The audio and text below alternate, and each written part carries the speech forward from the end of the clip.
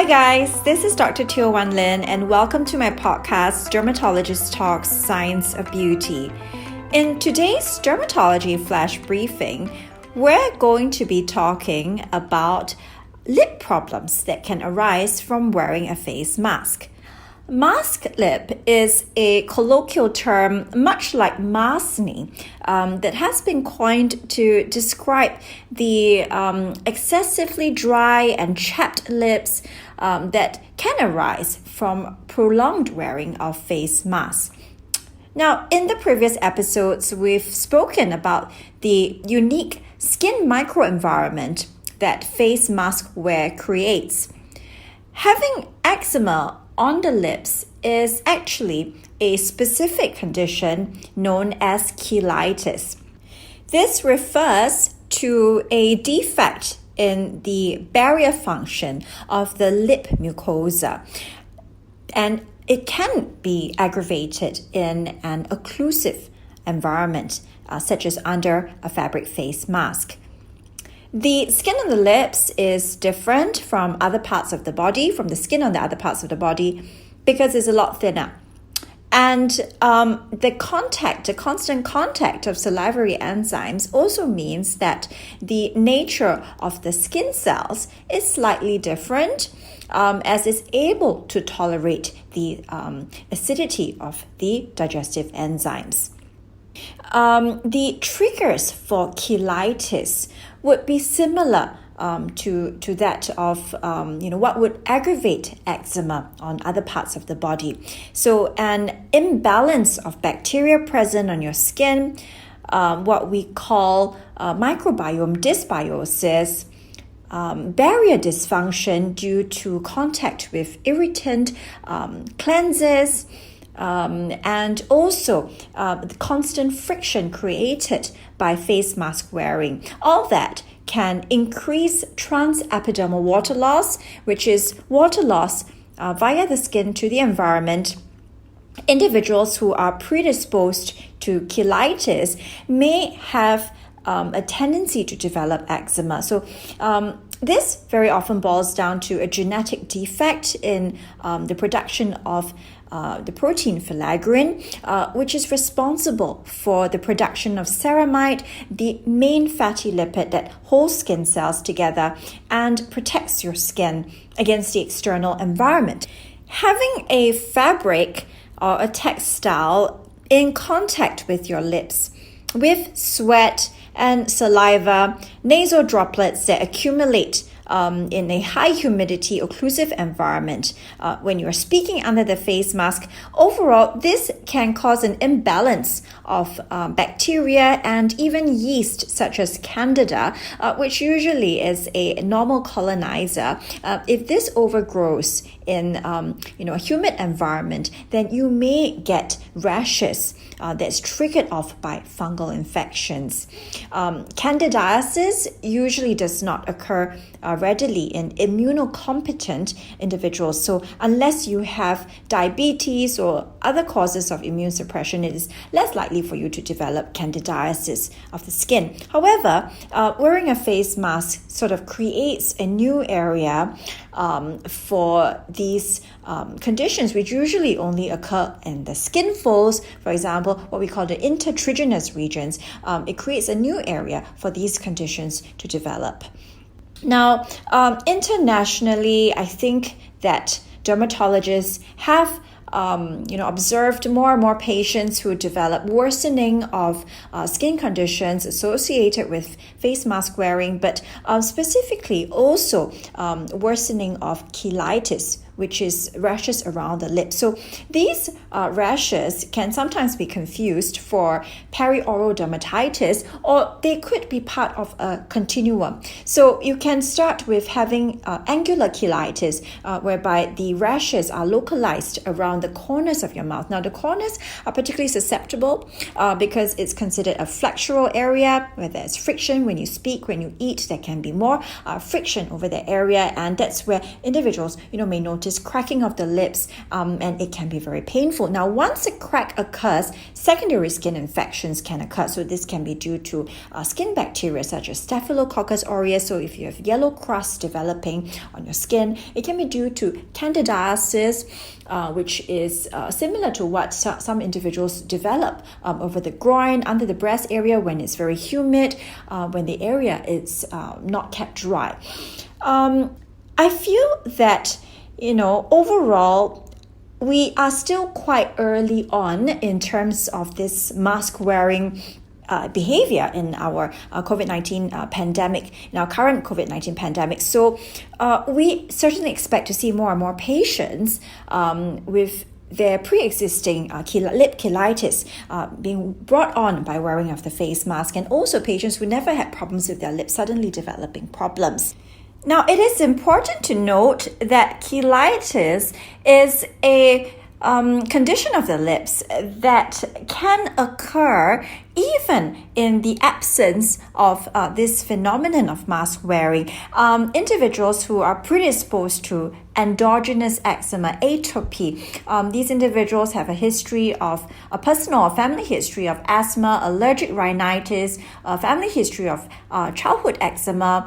That is the innate tendency to develop these patches of dry, flaky, sensitive skin over any part of your body. So when it's on the lip, we call it cheilitis.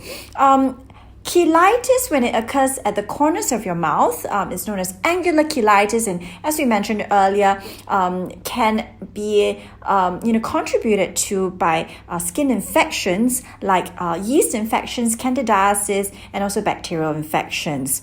People who develop irritation from topically applied ingredients on the lips or on the face, so certain harsh cleansers may not have a drying effect on the facial skin, but affect the sensitive areas such as the corners of your lip, the eyelids where the skin is thinner, or if you are wearing lipstick, lip gloss, or even your lip balm and it contains certain ingredients, which may be tolerated well by another individual, but you develop sensitivity to that, or if you have an allergy to mint, for example, in your toothpaste, if your toothpaste contains SLS, you may be more sensitive to these ingredients if you are an individual that is predisposed to atopy, and in this case will develop cheilitis.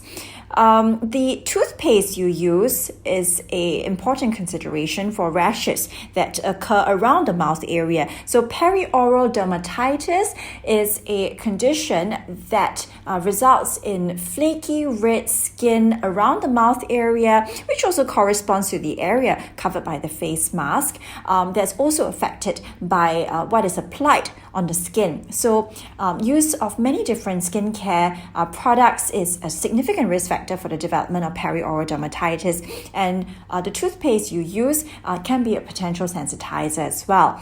Another factor I would consider is the element of stress. So stress can worsen eczema in an individual who is predisposed to it.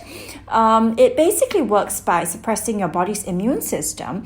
And as we know, eczema is regarded as a immunogenetic condition. So you first have the genetics which predispose you to the condition, and then your immune system then responds in a way that is slightly abnormal, and that results in a cycle of inflammation. Finally, I want to close with some tips that I have to treat or to prevent the development of lip cheilitis, and in this case of the COVID-19 pandemic, what is trending now as mask lip.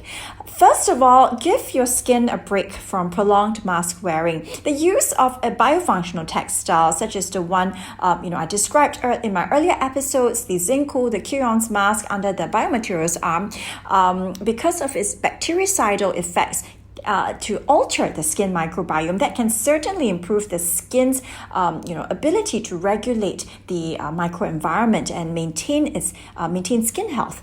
Choose light colored or reflective colored masks as opposed to darker colors, because light colors reflect heat.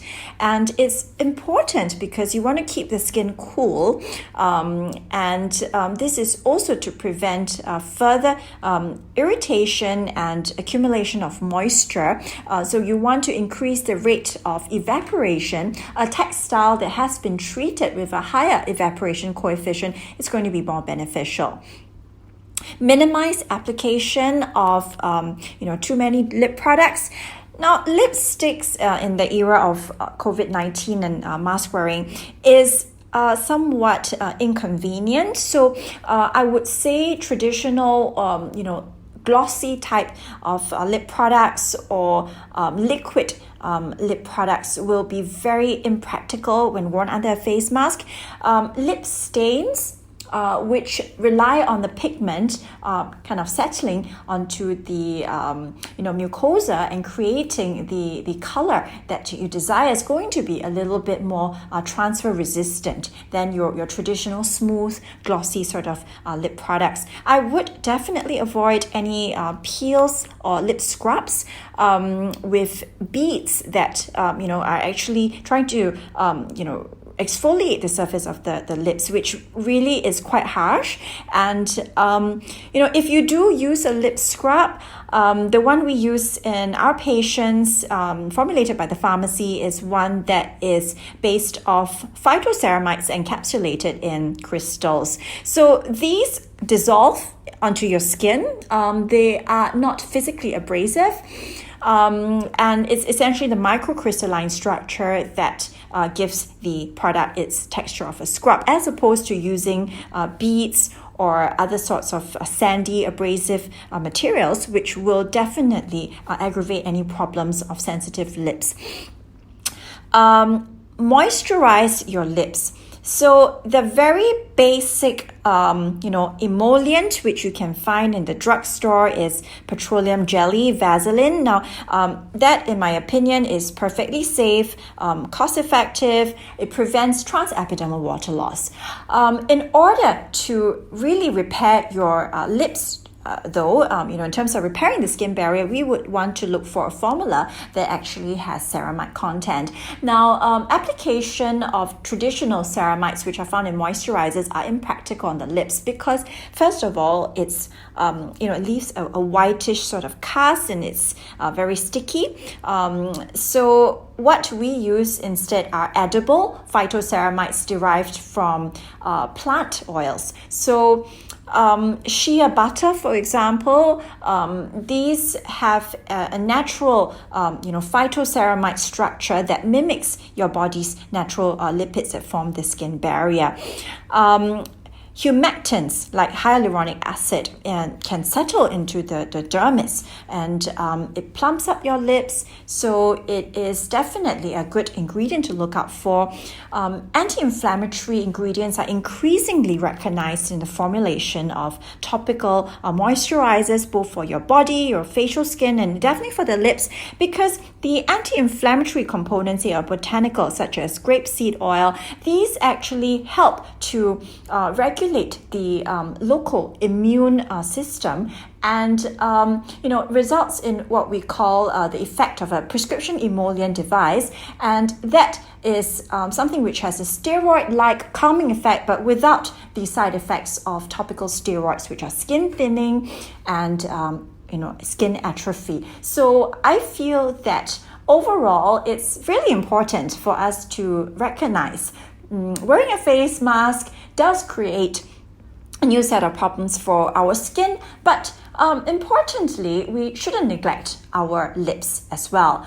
That's it for today's Dermatology Flash Briefing. Thank you guys for joining me, and till the next episode. You can follow me on my Instagram for the latest podcast updates, Dr. Teo Wan Lin, and also visit us on our website at www.scienceofbeauty.net.